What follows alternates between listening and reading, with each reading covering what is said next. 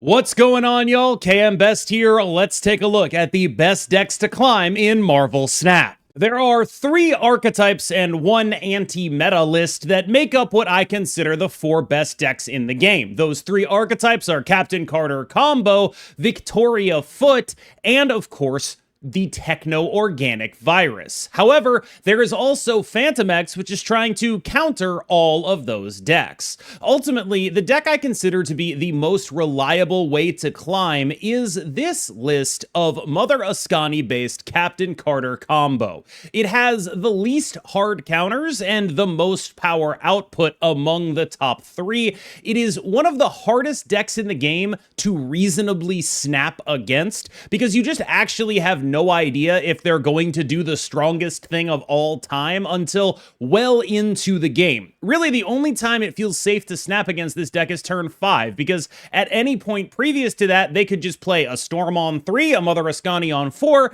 and that could represent anywhere from, a normal large amount of points, like let's say 18, to an unbelievably large amount of points, let's say 95.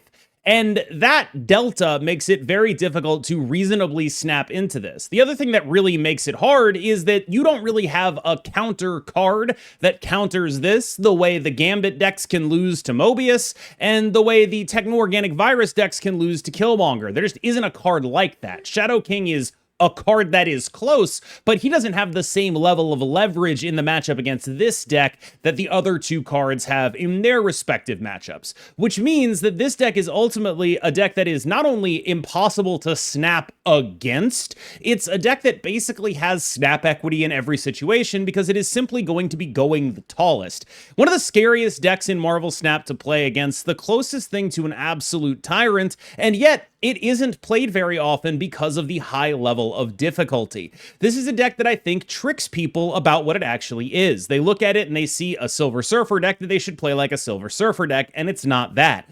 The goal of this deck is to do whatever it takes to make a Maverick that has double-digit power, pass that buff on to basically whatever, and call it from there. But the thing about this deck is that it's so strong that you'll see people in the top 100 playing it absolutely wrong and still winning, because that's the level of power that this deck has to bring to bear.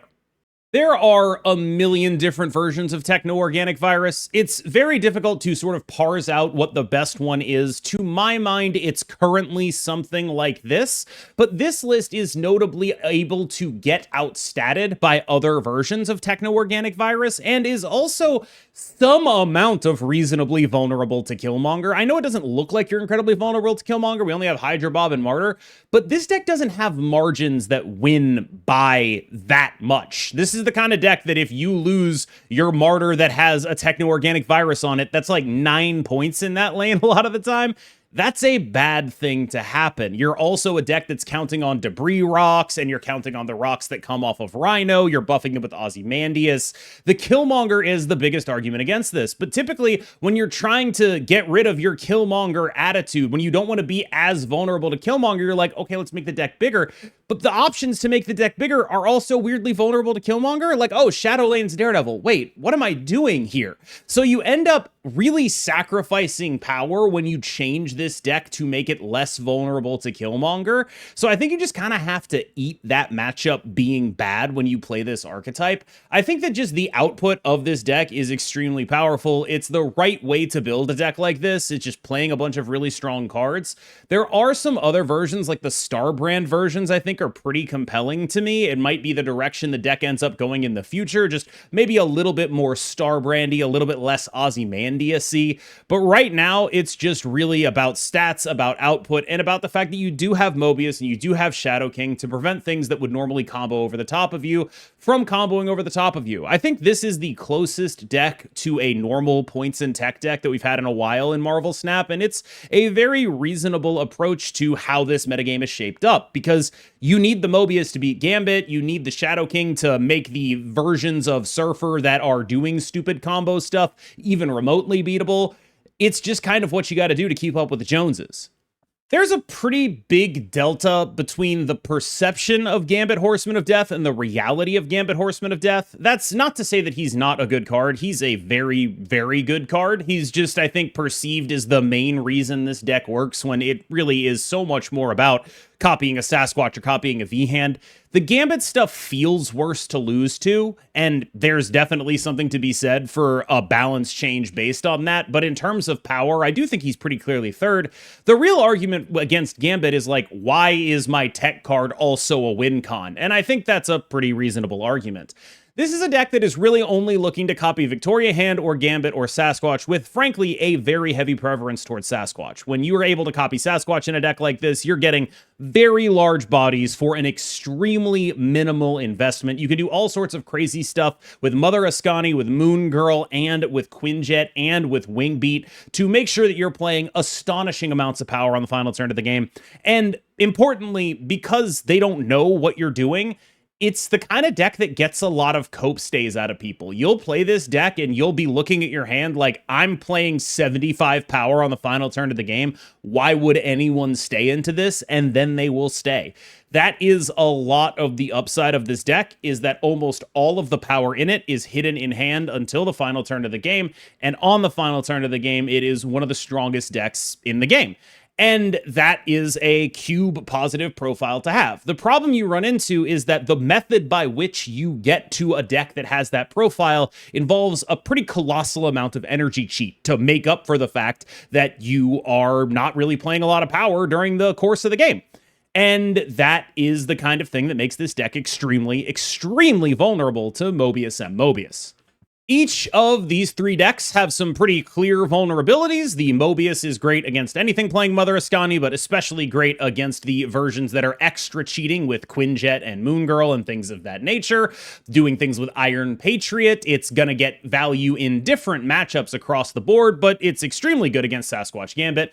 Killmonger, again, gonna get value in different matchups across the board, extremely good against Techno-Organic Virus. Shadow King is just sort of there. Unlike the other two, he's not nearly as good in his own matchup as the other two are, but he does have a little bit more of a broad portfolio, I think, where like you'll run into people doing like, I don't know, fire hair stuff or like Iska, and he's just really good there in ways that no other card really is. So his portfolio is broader, but it has less like, oh, I instantly win this matchup. The Iska thing is a really big point for this card, like just being able to say, nice Iska, you're counting on it. You are not allowed to count on Iska anymore. And that is a game-winning play. Contesting Iska lanes wins you games because your opponent is extremely confident in those lanes a lot of the time. Shadow King is excellent at beating that.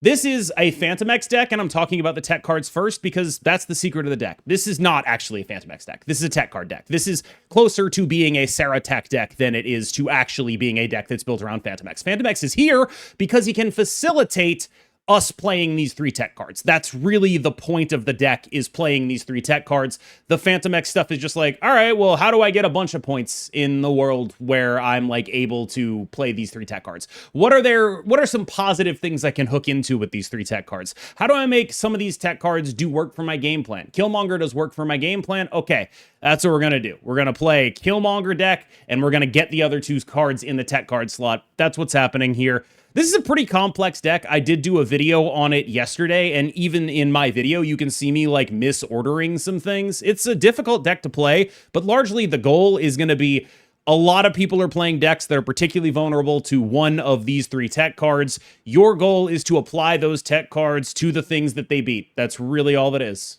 Now, before we move on from the top tier, there are a couple of alternate builds trying to access similar spaces that I think are worth talking about. This is an alternate build of Surfer, but really it's a totally different deck because this one actually is a Surfer deck. If anything, this deck is closer in essence to the Phantom X deck that we talked about just now, which is to say it is a deck where the goal is to apply Killmonger and Mobius to things, and then whatever point package we can have surrounding Killmonger and Mobius, that's what we're trying to do.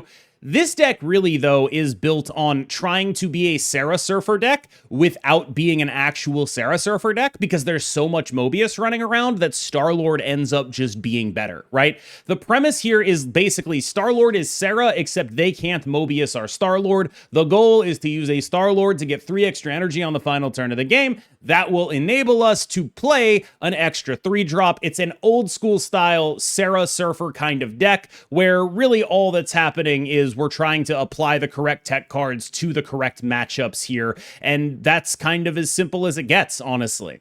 An alternate version of the Techno-Organic Virus deck would be the Butt Nightmare deck, which I think is a pretty solid version if you're looking to go big and really have large units on the board that don't die to like Gambit spam. The fundamental thing about Techno-Organic Virus, like just as an archetype, is that it is going to be about small cards. Basically, no matter how you slice it, even if you try to get a little bit less vulnerable to Killmonger, you're still going to end up vulnerable to when your opponent makes 4 Gambits. So how do we make the deck big enough that you are able to still win those matchups? And like, this is sort of an attempt at doing that in a shell that also gives you a bunch of weird snap angles, like God forbid you get a Galactus Infinite or whatever, stuff like that that makes it hard for your opponent to understand your range and generally attempt to be a little bit less vulnerable to the common things people are doing to try to beat you.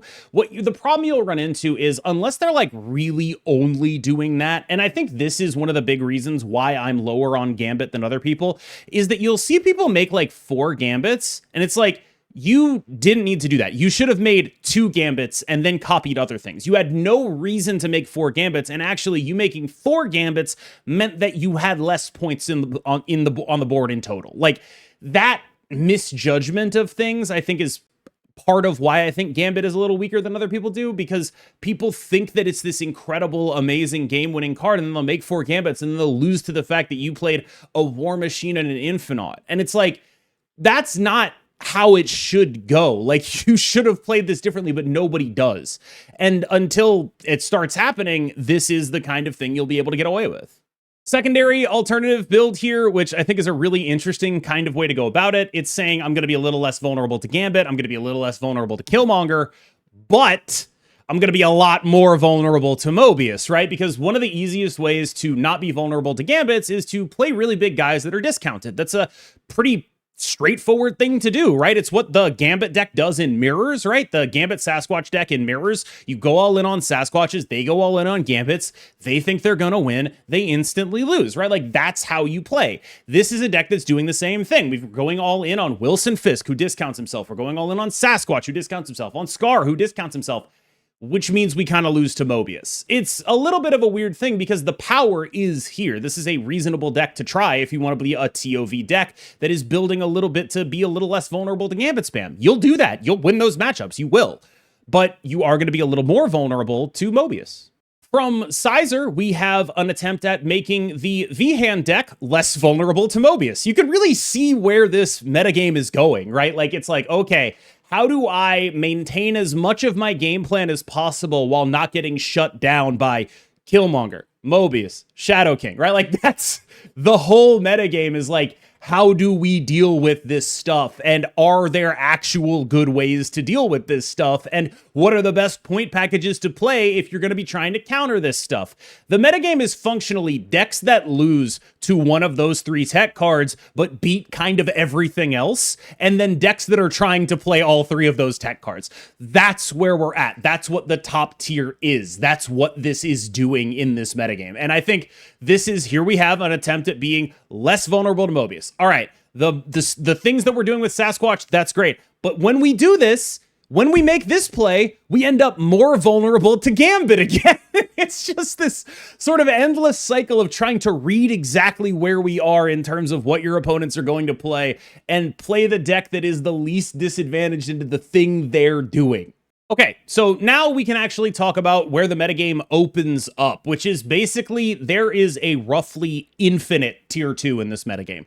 There are so many things, because those tech cards are policing the meta, that can compete for points with this stuff as long as they throw a roadblock into their deck, right? Like, if you're playing a deck like this, you don't want to be particularly vulnerable to a Gambit deck. So you throw a roadblock in the deck, you have your Mobius in the deck, right? If you're playing a deck like this, you are particularly vulnerable maybe to a TOV deck going over the top of you. But you have Juggernaut and you have Negasonic, which are particularly relevant against those decks. And you have this ability to redistribute power, have more power in 2 lanes, and then lose a 3rd lane by 1 billion, but who actually cares?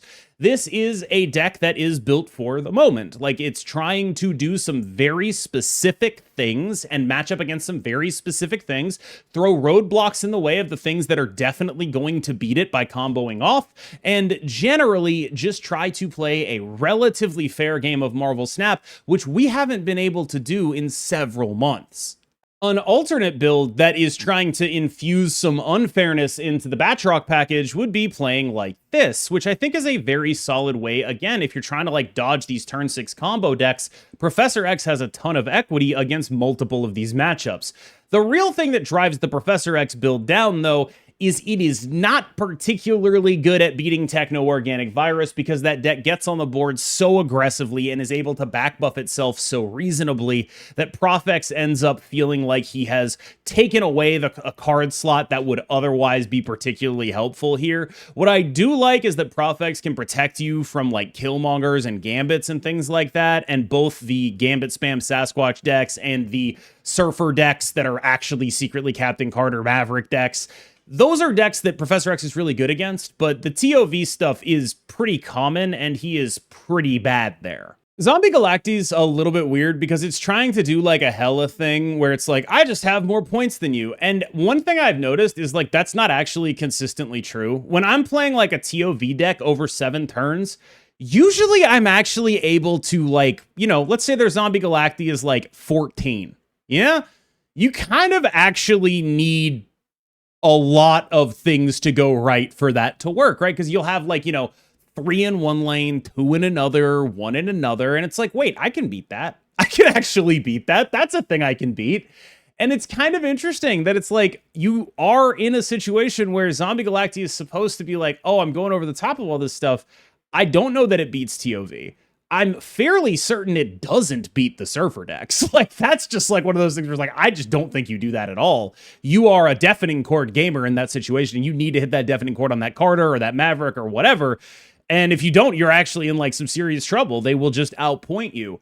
But it does do some pretty reasonable work against a bunch of other stuff. Like, if you're, this is just like a good sort of BS checker, right? Like, if you're playing like just one of those mid-range decks, like if you're playing like Phantom X or whatever, like, yeah, you don't beat this. It's just not a thing you reasonably do a lot of the time. Maybe you can Killmonger Gambit your way to victory, but like, if you're playing like the move deck, you better get that Cosmo on the Zombie Galacti or this just doesn't work at all. Like, there's just some stuff going on here that makes it a really good sort of tier 2 sweeper that doesn't match up as well as you'd want into the actual tier 1.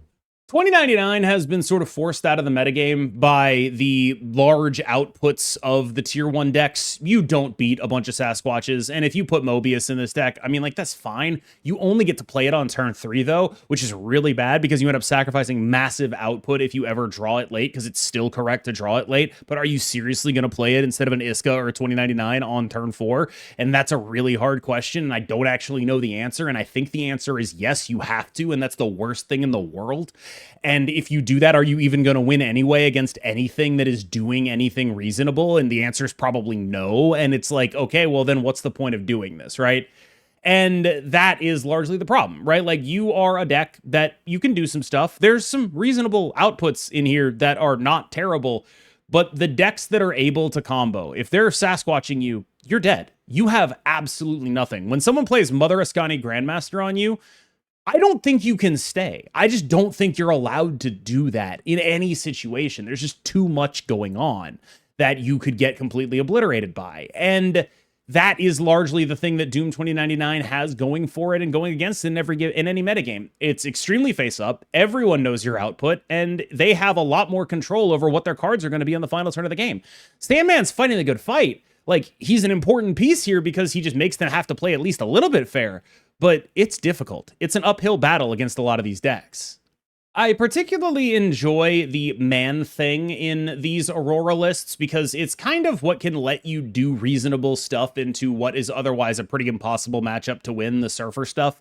And the Surfer stuff is definitely like, that's the reason this deck is not higher on the tier list. It's a really difficult thing for you to deal with. You have the ability to Mobius your way to victory against a bunch of other stuff, but ultimately I think what's going on here is this deck is trying to occupy a fairly similar space to the Phantom X list, but the Phantom X list is just better at occupying that space. Aurora tends to be good when what it wants to do is things like Stardust and Mobius, and I can just sort of play a bunch of those tech cards, and they're really relevant in the metagame, but the relevant tech cards in the metagame are not Stardust, it's Mobius, and you can play that, and Shadow King and Killmonger, and you probably can't play those. And that is the thing that this deck runs into, is that what it wants to be is a deck where you play all the relevant tech in the metagame, but Aurora's not a good shell for that. Phantom X ends up being a better one. The biggest reason for that is Phantom X goes on the board on turn 4, and you do not have to devote your turn 6 to playing the card that makes the deck actually have point output. Aurora, on the other hand, you do actually have to do that. Probably my favorite mid deck in the game. Ramp is just a phenomenally fun little deck that is a little bit underpowered for what everyone else in the metagame is doing. Just fundamentally, even though Magneto does some cool stuff, it's pretty embarrassing to play, and you are going to get Sasquatch to death basically every time you try this, and you are a deck that is somehow a big boy deck that is also vulnerable to Killmonger because you are doing this Shadowlands Daredevil stuff. It's cool, it's nice, I enjoy playing this list. I think it is pretty much just worse than the Butt Nightmare list, just as a deck that is doing War Machine Infinite, and that's an unfortunate place for one of my favorite decks in the game. All right, y'all, thank you so much for watching. As always, I have been KMBest. You have been phenomenal. Remember to like and subscribe, and I will see you in the next one.